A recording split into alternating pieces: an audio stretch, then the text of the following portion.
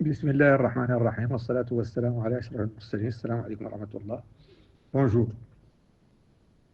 Je lis pour ceux qui n'aiment pas lire ou qui n'ont pas le temps de lire ce communiqué de l'Institut de Xérès. Chers compatriotes, je publierai bientôt une partie de mes souvenirs s'étendant sur plusieurs décennies. Ces souvenirs refont aujourd'hui surface, non par nostalgie, mais par nécessité. Ce qui fut dit trop tôt, ce qui fut ignoré ou minimisé éclaire désormais le présent avec une précision troublante.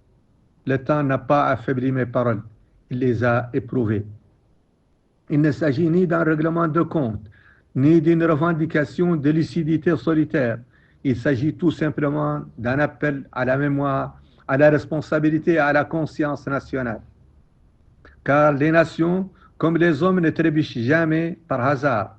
Elles tombent lorsque les valeurs morales cèdent, lorsque les idées et l'anticipation sont méprisées et lorsque l'intérêt collectif est sacrifié au calcul idéologique, identitaire, matériel, financier et politico-carriériste. Si ces souvenirs ont encore une utilité, c'est parce que l'histoire n'est pas une suite d'événements révolus, mais une leçon inachevée. Les lire aujourd'hui, c'est refuser l'amnésie, choisir la lucidité et affirmer que la Mauritanie ne pourra se construire durablement que dans la vérité, la justice et la fidélité à son destin commun. En voici un extrait qui n'est pas sans rapport avec l'actualité. Un appel, comme on dit. Je lis. Une nation a protégé l'expérience des années 80. Sous les régimes militaires, je me trouvais confronté à une dérive autrement plus grave que les simples luttes de pouvoir, l'atteinte progressive au socle moral et national de la Mauritanie. De jeunes étudiants poulards, animés par une ferveur politique que je pouvais comprendre, mais non approuvée, menaient en France et ailleurs une campagne visant à faire croire que les morts n'étaient pas majoritaires dans le pays. Plus inquiétant encore, ils s'organisaient sur des bases strictement ethnicistes, substituant l'appartenance communautaire à l'idée de nation. Rien de nouveau sous le ciel de Biran. Je percevais déjà le danger. Un pays plus fragile, un pays fragile, meurtri par la guerre et gouverné par la force, ne pouvait survivre à l'importation des discours fondés sur la division identitaire. On ne construit pas une nation dressant ses enfants contre les uns contre les autres, ni en manipulant les chiffres, ni en instrumentalisant les blessures de l'histoire. C'est dans ce contexte qu'en mars 1981, lors d'une assemblée tendue dans la salle de l'université Nanterre, j'ai pris la parole. Les mots que je prononçais ce jour-là ne correspondaient pas à mon idéal, car ils portaient malgré moi une charge ethniciste que je réprouvais profondément. Mais je sentais que le silence aurait été une faute encore plus grave.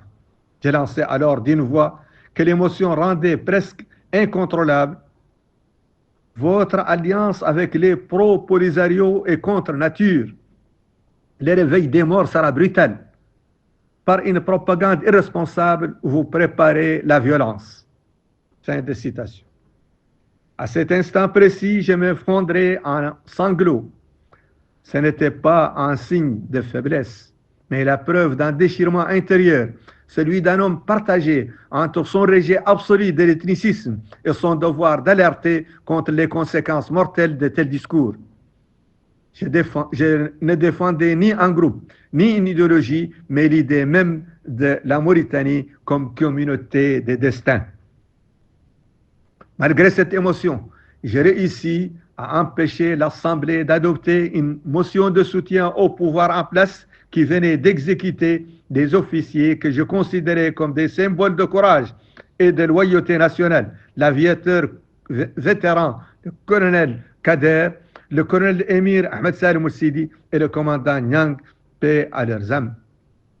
Ces hommes avaient servi la patrie au péril de leur vie pendant la guerre du Sahara. les instrumentaliser après leur mort pour légitimer la violence politique aurait été une autre trahison morale. 8 années plus tard, les faits vinrent cruellement. 8 années plus tard, les faits vinrent cruellement confirmer mes mises en garde. Les événements sanglants de 89-91 révélèrent jusqu'où peut mener l'abandon de la conscience nationale au profit des appartenances ethniques. Ce qui avait été semé par des mots irresponsables se récolta en larmes, en sang et en fractures durables.